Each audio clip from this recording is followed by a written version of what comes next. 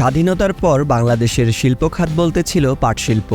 বৈদেশিক মুদ্রা অর্জনকারী খাত হিসেবে গুরুত্বের কারণে পাটকে বলা হতো সোনালী আঁশ। একদিকে পাট শিল্পের পতনের সঙ্গে সঙ্গে নাটকীয়ভাবে উত্থান হয় তৈরি পোশাক শিল্পের। শুরুর দিকে কেউই ভাবেনি আরএমজিতে বাংলাদেশ এত দূর যাবে এবং বিশ্বের শীর্ষ 3 রপ্তানিকারকের জায়গায় চলে যাবে। পাট শিল্পের সবচেয়ে ইতিবাচক দিকটি ছিল আমাদের দেশের ব্যাপক ফলন হয়, অর্থাৎ এ শিল্পের কাঁচামাল দেশেই পাওয়া যায়। আমাদের জুট মিলগুলোও ছিল অনেক বড়। আদমজি জুট মিলস পৃথিবীর সবচেয়ে বড় পাট কারখানা ছিল। 1980 সাল নাগাদ শতকরা 70% রপ্তানি ছিল পাট ও পাটজাত দ্রব্য, কিন্তু 90-এর দশক আসতে আসতে সেটা নেমে 40% এসে গেল। 80-র দশক থেকে তৈরি পোশাক শিল্পের আবির্ভাব হলো। এখানে দক্ষিণ কোরীয় কোম্পানি দাইউর একটি বড় অবদান ছিল। সেটা হচ্ছে বাংলাদেশে আমরা তুলা উৎপাদন করি না, টেক্সটাইল ইন্ডাস্ট্রিও এত বড় ছিল না। সে সময় বরং ভারত ও পাকিস্তান অনেক এগিয়ে ছিল। সেই হিসেবে তাদেরই তো পোশাক শিল্পের রপ্তানিতে বড় হওয়ার কথা। সেখানে দক্ষিণ কোরিয়ার যে কোম্পানি দাইউ গ্রুপ, তারা দেখিয়ে দিল আমরা তৈরি পোশাককে ভালো করতে পারি। আমাদের তখন প্রায় 40% পণ্যের ওপর 100%-এর বেশি শুল্ক ছিল। ওই অবস্থায় রপ্তানি করা মুশকিল ছিল, কারণ তখন বিশেষ করে পোশাক শিল্পের শতকরা 90% কাঁচামাল, কাপড়, ইয়ার্ন ও অ্যাক্সেসরিজ সব আমদানি করতে হতো। কিন্তু সে অবস্থায় আমরা কি করে রপ্তানি করতে পারলাম, তার প্রধান কারণ হচ্ছে পোশাক শিল্প হচ্ছে শ্রমঘন শিল্প। টেক্সটাইলের প্রক্রিয়ায় যে শেষ ধাপ, সেটা হচ্ছে কাপড় বানানো বা তৈরি করা। সেটি শ্রমঘন শিল্পের অন্তর্ভুক্ত। শ্রমঘন শিল্পে তুলনামূলকভাবে সুবিধাজনক অবস্থানে ছিল বাংলাদেশ। দক্ষিণ কোরীয় কোম্পানি বুঝল বাংলাদেশে সস্তায় শ্রমিক পাওয়া যাবে। এদিকে 1974 সালে মাল্টি ফাইবার অ্যারেঞ্জমেন্ট হলো। উন্নত বিশ্ব অনুভব করল উন্নয়নশীল বিশ্ব থেকে নিজেদের আমদানি সমন্বয়ের প্রয়োজন রয়েছে। বাংলাদেশের ক্ষেত্রে যেহেতু ইউরোপীয় ইউনিয়ন আমদানি সীমিতকরণ প্রত্যাখ্যান করে রপ্তানি বাড়াতে থাকে।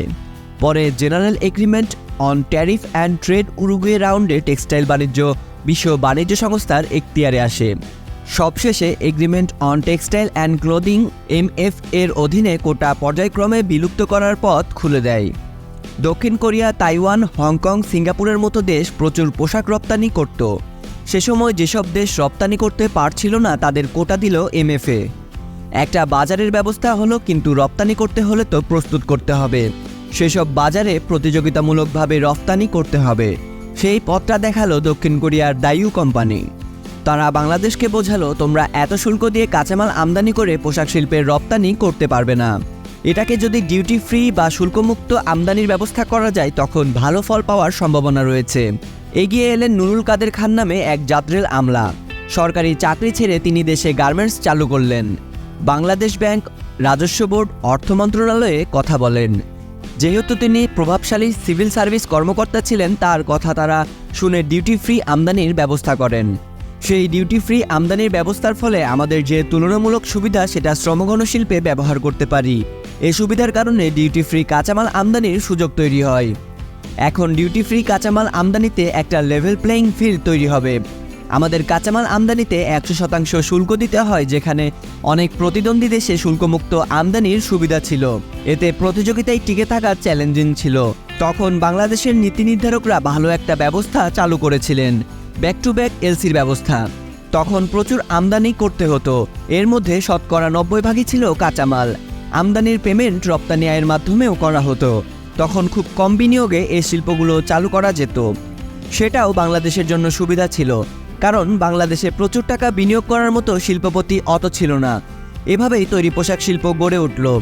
ধীরে ধীরে দেখা গেল 2000 সালে তৈরি পোশাক খাতে আমাদের রপ্তানি 70% হয়ে গেল।